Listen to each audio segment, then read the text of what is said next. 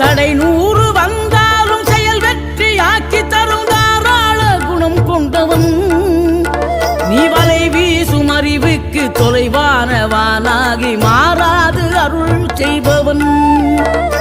தீராத காதலோடு திருவடியை தொழுபவர்க்கு திரவியமே தருகின்றவன்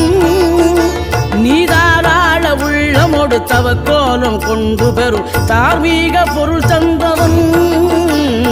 தார்மீக பொருள் தந்தவன் ஆறுபடை வீடும் அருள் வழங்கும் முருகா அருகே நீ ஓடோடிவா மூவிரண்டு முகம் ஜொலிக்க 2 கரங்களுடன் ஆதர